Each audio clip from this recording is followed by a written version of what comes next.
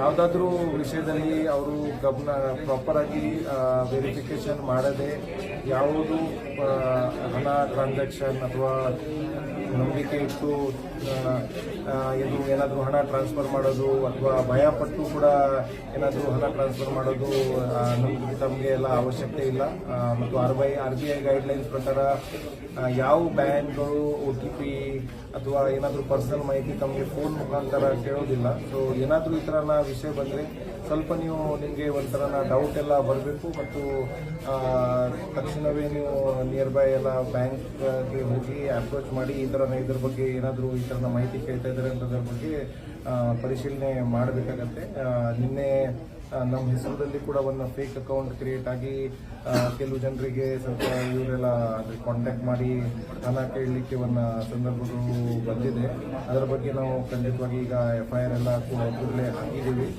So ಅದೇ ಯಾರು ಅದರಲ್ಲಿ ತಪ್ಪಿಸ್ತಿದ್ದಾರೆ ಅವ್ರ ಮೇಲೆ ಎಲ್ಲ ಕ್ರಮ ಆಗುತ್ತೆ. ಬಟ್ ಇದು ಒಂದು ಉದಾಹರಣೆಗಾಗಿ ಅಂದರೆ ಇನ್ಫ್ಲೂಯೆನ್ಷಿಯಲ್ ವ್ಯಕ್ತಿಗಳಿಗೆ, ನೋನ್ ವ್ಯಕ್ತಿಗಳಿಗೆ, ಪ್ರಭಾವಿ ವ್ಯಕ್ತಿಗಳಿಗೆ ಹೆಸರು ಬಳಸಿ ಈ ಥರದ ಫ್ರಾಡ್ಸ್ಗಳು ಸಾಕಷ್ಟು ಆಗ್ತಾ ಇದೆ. ಅದರ ಬಗ್ಗೆ ಜನರಿಗೆ ಜನರಲ್ ಆಗಿ ಎಚ್ಚರಿಕೆ ಇರಬೇಕು. ಮತ್ತು ನಾನು ಮುಂಚೆ ಹೇಳಿದ ಪ್ರಕಾರ ಯಾವುದೂ ಸಂದರ್ಭದಲ್ಲಿ ನಂಬಿಕೆ ಇಟ್ಟು ಯಾರಿಗೆ ಗೊತ್ತಿಲ್ಲದೆ ಹಣ ಟ್ರಾನ್ಸ್ಫರ್ ಮಾಡೋದು ಅಥವಾ ಭಯ ಪಟ್ಕೊಂಡು ಕೂಡ OTP ಶೇರ್ ಮಾಡೋದು ಅಥವಾ ಬೇರೆ ಬೇರೆ ಫ್ರಾಡ್ಸ್ ಅಲ್ಲಿ ಬೇರೆ ಬೇರೆ ಪದ್ಧತಿಗಳು ಇದೆ. ಬಟ್ ಬೇಸಿಕ್ ಅಂದರೆ ನಿಮ್ಮ ಮೊಬೈಲ್ ಎಲ್ಲ ಸೇಫ್ ಆಗಿ ಇರಬೇಕು. ಅದಕ್ಕೆ ಪಿನ್ ಕೋಡ್ ಎಲ್ಲ ಹಾಕಿ ಯಾರು ಬಳಸಲಿಕ್ಕೆ ಆಕ್ಸೆಸ್ ಎಲ್ಲ ಇರಬಾರ್ದು. ನಿಮ್ಮ ಅಕೌಂಟ್ಸ್ ಎಲ್ಲ ನಿಮ್ಮ ಮೊಬೈಲಲ್ಲಿ ಜಾಯಿಂಟ್ ಇದ್ದಿದ್ರೆ ಅದೇ ಕೂಡ ನೀವು ಪ್ರತಿ ಟೈಮ್ ಎಲ್ಲ ಅಕೌಂಟಲ್ಲಿ ಅಮೌಂಟ್ ಏನಾದರೂ ಡೆಬಿಟ್ ಆಗ್ತಾ ಇದೆ, ಏನಾದರೂ ಇದರ OTP ಕೇಳ್ತಾ ಇದ್ದಾರೆ, ಅದರ ಬಗ್ಗೆ ಕೂಡ ಜಾಗೃತಿ ಇರಬೇಕು. ಯಾಕಂದರೆ ಇದು ಆನ್ಲೈನ್ ಶಾಪಿಂಗ್ದು ಕೂಡ ಸಾಕಷ್ಟು ಫ್ರಾಡ್ಸ್ಗಳು ಎಲ್ಲ ಬಂದಿದ್ದಾವೆ.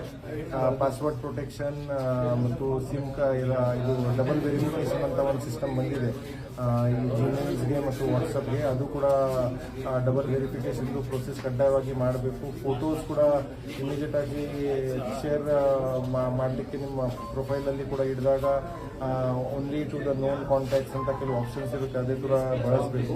ಸೊ ಓವರಾಲ್ ನಿಮ್ಮದು ಆನ್ಲೈನ್ ಸೇಫ್ಟಿ ಮತ್ತು ಸೆಕ್ಯೂರಿಟಿ ಬಗ್ಗೆ ಬಹಳ ಎಚ್ಚರಿಕೆ ಇರಬೇಕು. ಯಾಕಂದರೆ ಅದರಲ್ಲಿ ಆರ್ಥಿಕ ಲಾಸ್ ಆಗೋದು ಮತ್ತು ಕೆಲಸ ಮಾಡೋರು, ದುರುದ್ದೇಶದಿಂದ ಮಾಡೋರು ಸಾಮಾನ್ಯತಃ ಬೇರೆ ರಾಜ್ಯದಲ್ಲಿ ಬೇರೆ ಕಡೆ ಇರೋ ಆಪರೇಟ್ ಮಾಡ್ತಾರೆ, ಅವ್ರಿಗೆ ಬಂಧನೆ ಮಾಡೋಕ್ಕೆ ಕೂಡ ಕಷ್ಟ ಆಗುತ್ತೆ. ಸೊ ಜನಕ್ಕೆ ಕೇಳಿದ್ದಾರೆ ನಿಮ್ಮ ಫೋಟೋ DP ಇಟ್ಟು ಹಾಕಿದ್ದಿದೆ ಸರ್.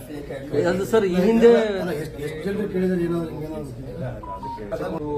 ಸಂವಿಧಾನಾತ್ಮಕ ಏನು ಹಕ್ಕದು ಇದೆ ಚಲಾಯಿಸಲಿಕ್ಕೆ ಎಲ್ಲರಿಗೂ ಏನೋ ಪೂರ್ತಿ ಸ್ವಾತಂತ್ರ್ಯ ಇದೆ. ಬಟ್ ಏನಾದರೂ law and order issues, clashes ಏನಾದರೂ ಸಮಾಜದಲ್ಲಿ ಸೌಹಾರ್ದ ಎಲ್ಲ ಹಾಳು ಮಾಡೋಕ್ಕೆ ಏನೋ ಪ್ರಯತ್ನ ಆಗಬಾರ್ದು ಅಂತ ನಮ್ಮ ಉದ್ದೇಶ.